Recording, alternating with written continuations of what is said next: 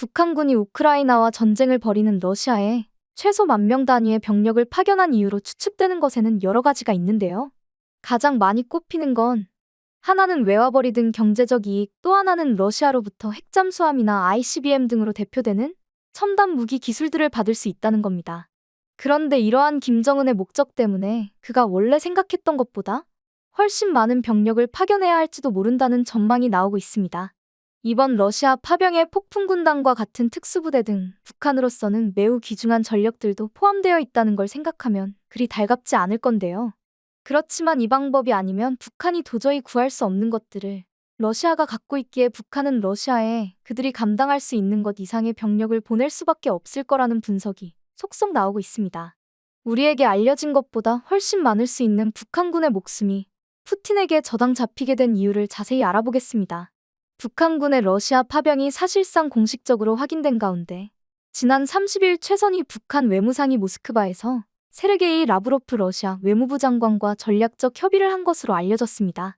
구체적인 내용은 공개되지 않았지만 마리아 자하로바 러시아 외무부 대변인에 따르면 이번 방문은 6월에 있었던 북러 정상회담 합의에 따라 최선희 외무상이 라바로프 장관과 전략적 협의를 하기 위한 것이라는데요.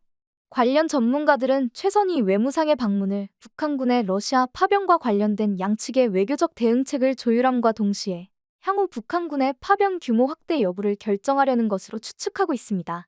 일단 자하로바 대변인은 이번 방문이 우크라이나 전쟁과 관련된 거냐는 질문에는 외무장관 간의 상호 방문은 정상적인 외교 관행이라고만 답했는데요.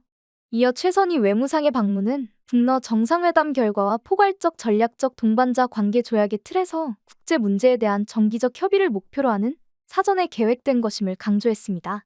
어떻게든 이번 방문이 북한군의 러시아 파병과는 무관하다고 하기 위해 안간힘을 쓰고 있는 모습인데요. 드미트리 페스코프 크렘린궁 대변인도 29일에 있었던 브리핑에서 최선희 외무상이 블라디미르 푸틴 대통령과 만날 계획은 없다고 밝혔습니다. 꼭 북한군 파병 관련 문제가 아니라도 다음 달에 있을 미국 대선 결과에 따른 대응 전략과 향후 있을 김정은 북한 국무위원장의 러시아 방문 등 다른 논의할 거리들도 있기에 방문 명분으로 될 건 많긴 하죠.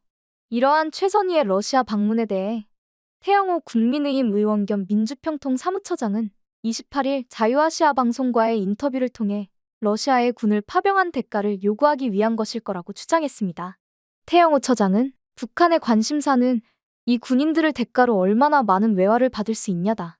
지금 북한은 핵과 미사일에 엄청난 투자를 하고 있고 홍수로 인해 경제적으로 큰 어려움에 처해 있다고 생각한다.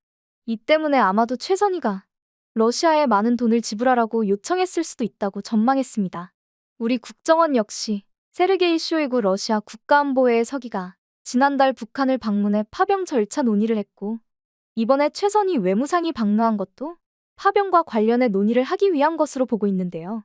북한은 이번 파병을 통해 러시아로부터 핵잠수함이나 정찰위성 기술을 전수받고 전쟁 후 승리로 포장해 북한이 세계 정세의 판도를 바꿨다는 선전을 할 거라고 주장했습니다.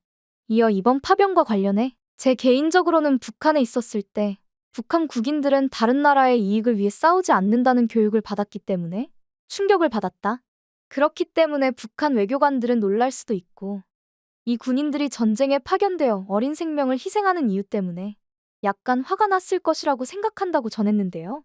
하지만 북한에서는 외교관들이 김정은의 결정에 반기를 들면 숙청이 되거나 공개 처형이 될 가능성이 있어서 불만이 있어도 북한에서는 반대 의견을 표출할 수는 없는 구조라고 태영호 처장은 설명했습니다. 태영호 처장은 또 우크라이나에 북한 군인들이 있다면 자유를 위해 탈북할 수 있는 매우 드문 기회이기 때문에 가능하면 탈출할 것을 강력히 촉구한다. 그리고 그들이 한국에 와서 인간으로서 자유와 인권을 누릴 것을 강력히 촉구한다고 러시아에 파병된 북한 군인들에게 가능한 탈출할 것을 권했습니다. 태영호 처장의 말대로 북한은 내부적으로는 오랫동안 관련 사실을 숨겨왔지만 이미 베트남 전쟁 때도 지금보다는 작은 규모지만 파병을 한 바 있습니다. 1965년 김일성은 북베트남을 지원하기 위해 전투기 조종사들을 파견했는데요. 재미있는 건 이 파병이 북베트남이 원해서 이뤄진 게 아니라 북한 스스로가 먼저 보내겠다고 했다는 겁니다. 1966년 9월 당시 베트남 공군 사령관이었던 풍테 타이가 우리 친구들이 베트남에서 싸울 공군 부대 파견 허가를 요청했다고 밝힌 것만 봐도 알 수 있는데요. 한국군사연구소는 북한이 수백 명의 조종사를 북베트남에 보냈다고 주장하지만 베트남 현지 역사학자들에 따르면 실제로 온 인원은 65년부터 69년까지 약 100명 정도밖에 안 됐다고 합니다.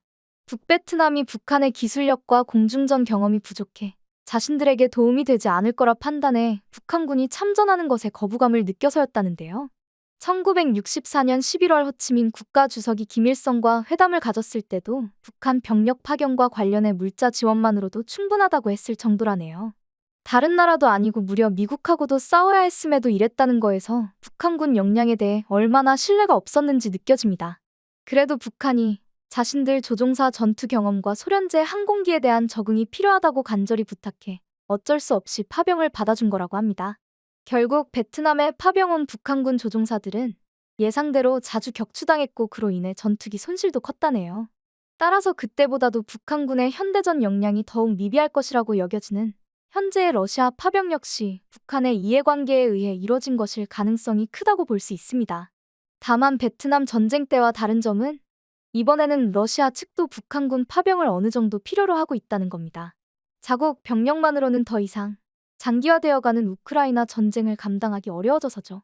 하지만 이미 여러 언론에서 지적한 대로 북한군의 역량 자체는 여전히 전략적으로 큰 의미를 두기 어려운 탓에 지금 정도의 규모로는 우크라이나 전쟁 전황에 큰 영향을 주기 어려울 거라는 분석도 나오고 있습니다. 이 때문에 러시아 측에서 북한에 보다 많은 병력의 파병을 요구할 것이라는 전망도 나오고 있는데요. 25일에 북한군이 우크라이나군과 교전에 한 명만 살아남았다고 주장한 리투아니아의 NGO 블루옐로의 요나스 오만 대표도 몇 주 전 북한군이 러시아로 갈 준비를 하고 있으며 블라디보스토크로 이동하고 있다는 경고를 받았다. 처음에는 1,500명, 그 다음에는 1만 1,000명에서 1만 2,000명이었다. 최대 8만 8천 명까지 늘어날 수 있다고 한다며 단순한 길거리에서 수집한 데이터가 아닌 첩보 정보라고 주장한 바 있습니다. 군사 전문가들도 러시아가 먼저 요구하지 않더라도 북한 스스로가 원하는 대가를 받으려면 지금보다 훨씬 많은 병력을 보낼 수밖에 없을 거라고 보고 있습니다. 북한이 이번 파병 대가로 원하는 것은 익히 알려진 대로 군사정찰 위성과 수호이 57과 같은 최신 러시아 전투기 그리고 핵잠수함인 것으로 전해지는데요. 북한은 이미 군사정찰 위성을 하나 발사하는데 성공하긴 했지만 의미 있는 효과를 거두려면 4대는 더 필요합니다. 그걸 위한 대가가 바로 이번 파병인데요. 수호이 57 역시 북한이 필요로 하는 공군 전력인데 이거 역시 제공권 방어 수단으로 의미가 있으려면 최소 20대는 필요합니다. 수호이 57의 대당 가격은 5천만 달러 정도인 것으로 알려져 있으니 최소 10억 달러에 상당하는 대가를 북한이 지불해야 하는데요. 탄도 미사일을 발사할 수 있는 핵잠수함 또한 북한이 유사시 미국과의 협상 등을 유리하게 하기 위해 필요로 하고 있는 물건 중 하나입니다. 전문가들은 이 정도로 강력하고 비대칭 전력으로 활용될 수 있는 것까지 러시아가 줄 가능성은 크지 않다 보고 있지만 북한은 이번 파병을 통해 어떻게든 이걸 얻어내려 하고 있습니다. 그렇다면 북한군 파병 대가로 이 모든 것을 얻어간다고 가정하면 얼마나 많은 병력이 필요하게 될까요? 국내 모 언론이 취재한 내용에 따르면 북한은 현재 파병되었거나 파병될 것으로 알려진 1만 2천 명의 병력을 파병하는 대가로 매년 하나로 7,200억 원에 상당하는 달러를 받게 된다고 합니다. 즉 현재 환율을 기준으로 하면 매년 5억 2,200만 달러에 가까운 돈을 받게 된다는 건데 이거 가지고는 수호이도 10대 정도밖에 살 수 없습니다. 수호이만 받아낸다고 쳐도 지금보다는 최소 2배의 병력을 러시아에 보내야 한다는 거죠. 전투기인 수호이와 달리 만드는데 비용과 시간이 훨씬 들 군사위성과 핵잠수함을 얻으려면 그보다도 훨씬 많은 병력이 필요할 거라는 건 자명합니다. 거기다 안 그래도 러시아는 우크라이나군을 상대하기 위한 총알바지가 많이 필요한 상황이고 북한이 미국에 대한 대응 등을 위해 이런 것들을 더욱 필요로 할 것 또한 잘 알고 있습니다. 따라서 이를 미끼로 러시아는 북한에 지금보다 더욱 많은 병력을 파견해달라고 요청할 가능성이 크죠. 러시아에 파병되는 북한군이 최대 8만 8천 명까지 늘어날 수 있다는 이야기가 괜히 나온 게 아님을 알 수 있습니다. 실제로 이 정도를 보낸다고 하면 북한은 연간 40억 달러에 가까운 돈을 받게 된다는 계산이 나오니 수호이만 아니라 다른 무기들도 대가로 받아가기에는 충분할 겁니다. 문제는 이렇게 받은 돈들은 북한이 필요로 하는 무기를 사거나 하는데 다 써야 하기에 파병된 북한군들에게는 쥐꼬리만큼만 돌아가거나 아예 안 돌아갈 가능성이 크다는 건데요. 게다가 북한 정권 입장에서만 생각해도 10만에 가깝거나 그 이상의 병력을 러시아에 보내는 건 1만 2천 명 정도를 보내는 것과 비교해 더욱 감당하기가 어려울 겁니다. 여러 요인들을 생각하면 최소 5자리 이상의 인명피해를 감수해야 할 건데 그것 자체가 북한으로서는 엄청난 전력 누수인데다 그들의 가족이 정권에 대해 반발할 것까지 계산할 필요가 있죠. 이미 1만 2천 명을 보내는 것만으로도 주민들이 불만을 나타내고 있다는 이야기가 전해지는데 그것의 몇 배를 보낸다고 하면 어떻게 될지는 뻔합니다. 결국 김정은은 푸틴에게 돈과 자신의 목숨을 모두 저당 잡히게 된 거나 마찬가지인 상황인데요. 하지만 그 누구보다 가장 불행한 건 그 김정은 때문에 이억만리에서 죽게 생긴 북한 병사들이겠죠. 권력자 한 명을 지키기 위해 수만 명이 죽어야 할 수 있다는 사실이 전쟁의 부조리함을 제대로 보여주는 게 아닌가 싶습니다.